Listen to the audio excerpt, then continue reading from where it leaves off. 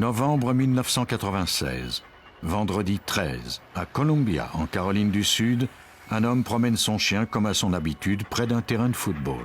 Ce jour-là, sa promenade fut brutalement interrompue. Ce qu'il croyait d'abord être une mauvaise blague se révéla être d'une cruelle vérité. Le corps d'une femme gisait sur la pelouse, le visage contre terre. Ses cheveux étaient ensanglantés.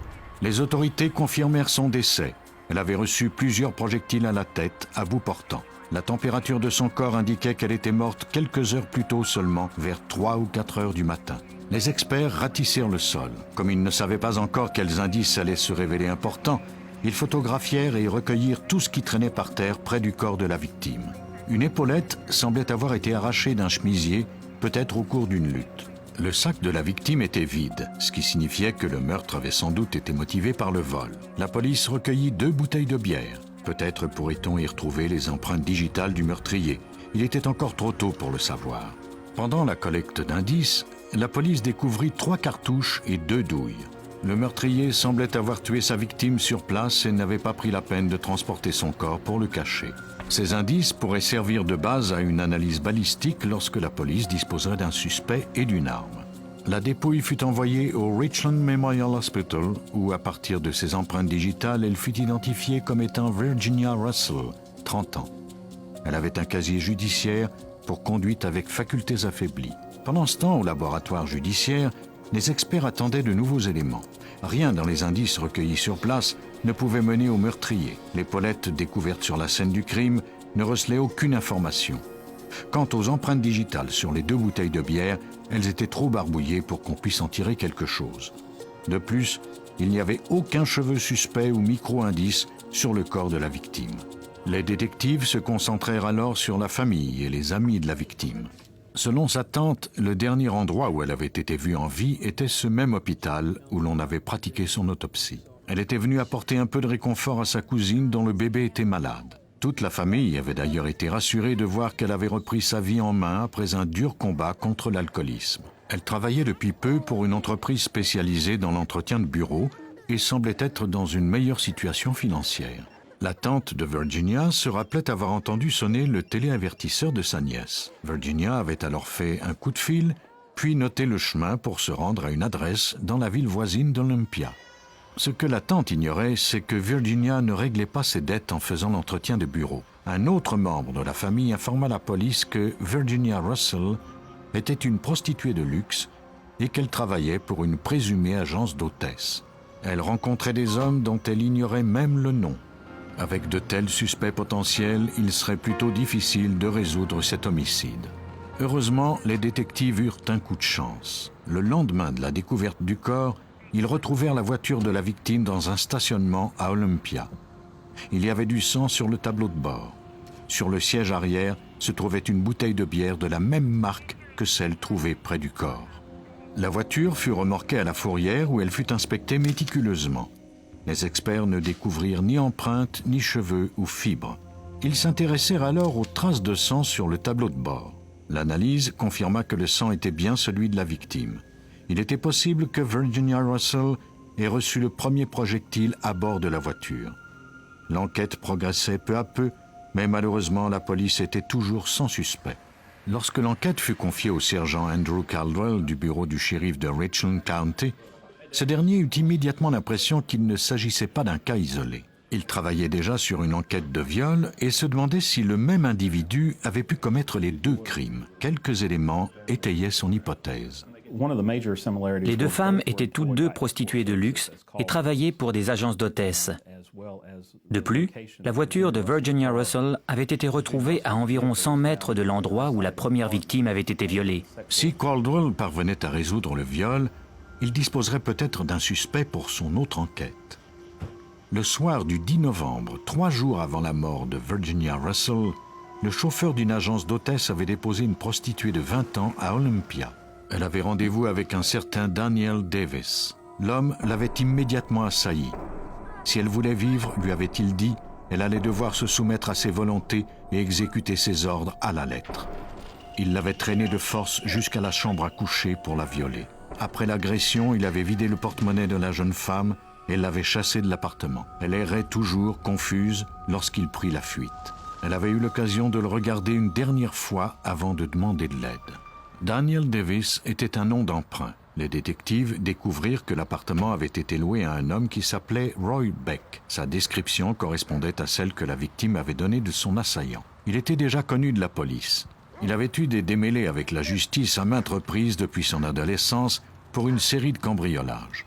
À partir d'une base de données informatisée, l'expert Randy Strange obtint une série de photos d'identité judiciaire. J'insère une série d'informations telles que l'âge, la race, la couleur des cheveux, et l'ordinateur cherche dans la base de données et fournit des candidats qui correspondent à la description. Les sujets choisis par l'ordinateur étaient tous des hommes dans la vingtaine, mesurant environ 1,60 m et ayant les cheveux foncés. Parmi eux se trouvait Roy Beck. La victime le reconnut sans hésitation. On dépêcha des agents de police à son appartement pour procéder à son arrestation pour viol. Malheureusement, Beck avait déjà pris la fuite. Le désordre le plus total régnait dans son appartement. L'électricité avait été coupée. Des bouteilles de bière vides et d'autres détritus jonchaient le sol. Munis d'un mandat de perquisition, les détectives ratissèrent l'appartement à la recherche d'indices reliés au viol. Ils découvrirent des munitions de calibres divers. Peut-être ces munitions permettraient-elles d'établir un lien entre Beck et le meurtre de Virginia Russell. Malheureusement, les détectives devaient découvrir bientôt qu'aucune des munitions ne correspondait à celle qui avait été recueillie sur la scène du meurtre. Il fallait à tout prix retrouver Beck. Les détectives obtinrent un mandat d'arrêt contre lui pour agression sexuelle. Ils lui tendirent un piège en téléphonant tout d'abord à une de ses anciennes amies. Nous sommes parvenus à la persuader de nous aider à le retrouver. Elle lui a laissé un message sur son téléavertisseur. Il l'a rappelé et lui a demandé de passer le chercher en ville. Beck fut conduit au poste pour un interrogatoire. Pendant ce temps, les détectives fouillèrent le nouvel appartement du suspect. Il s'agissait en fait de celui d'un de ses amis, Richard Bulliard. Ce dernier autorisa la police à fouiller les lieux et leur montra même une arme à feu chargée à bloc sur le canapé. Les policiers s'apprêtaient à découvrir une autre arme. Nous avons découvert un gros couteau de chasse de style Rambo qui correspondait à la description qu'en avait faite la victime du viol. Il y avait également un bottin téléphonique dans sa chambre, dans lequel il avait souligné plusieurs agences d'hôtesse. Les policiers envoyèrent l'arme à feu, le couteau ainsi qu'une de ses paires de bottes au laboratoire judiciaire. Ils espéraient enfin pouvoir prouver formellement la culpabilité de Beck. Les experts du service balistique constatèrent que l'arme à feu découverte chez Bulliard était celle-là même qui avait servi à tuer Russell. Quant aux bottes du suspect, elles étaient tachées du sang de la victime. Confronté à ces preuves, il serait difficile pour Beck d'échapper à une accusation de meurtre. Pourtant, il tenta de rejeter le blâme sur son ami Richard Bulliard. L'arme était enregistrée au nom de ce dernier. Beck déclara également que les bottes appartenaient à son ami. La police était dans l'impasse. Les pièces à conviction avaient toutes été recueillies dans l'appartement de Bulliard. Il serait difficile de prouver que Beck mentait. Les seuls autres indices dont la police disposait et qui pouvaient servir à démontrer un éventuel lien entre le suspect, Virginia Russell, et la voiture de cette dernière étaient les 6 bouteilles de bière de la même marque. Les experts avaient recueilli 2 bouteilles vides près du corps de la victime, 3 autres bouteilles vides dans l'appartement de Roy Beck et 1 bouteille intacte dans la voiture de la victime. Si on pouvait démontrer que ces 6 bouteilles provenaient toutes du même carton d'emballage, on pourrait ainsi prouver que Beck s'était trouvé en présence de Virginia la nuit du meurtre. Malheureusement, on n'avait retrouvé aucune empreinte digitale. La brasserie Anheuser-Busch distribue près de 200 millions de bouteilles Michelob chaque année. Prouver que les 6 bouteilles faisaient partie d'un seul et même emballage serait difficile, mais sans cette preuve, Roy Beck risquait d'échapper à une condamnation. Ils se rendent à l'usine d'embouteillage de Williamsburg, en Virginie. Mark Landers, responsable du contrôle de la qualité, leur explique ce que signifie le code imprimé sur les 6 bouteilles. Le code en question était 17 octobre 96, suivi de WF58. La date indiquait le jour de l'embouteillage. Le W signifiait Williamsburg et le F désignait une chaîne de montage en particulier. Quant au 58, il signifiait que la bière avait été embouteillée au cours de la 58e période de 15 minutes cette journée-là. Après l'embouteillage et l'étiquetage, les bouteilles sont placées dans des cartons de 6. Les bouteilles produites dans la même période de 15 minutes porteront toutes le même code. Pour Landers, il était évident que les bouteilles recueillies chez Beck provenaient du même carton que celles qui avaient été découvertes près du corps de la victime. La preuve était incontestable. À première vue, ces bouteilles étaient sans grande valeur. Pourtant, elles avaient permis aux détectives de reconstituer les derniers moments de la vie de Virginia Russell en compagnie de Beck. Après avoir quitté l'hôpital, elles s'étaient rendues chez Beck où ils avaient bu les 3 premières bières.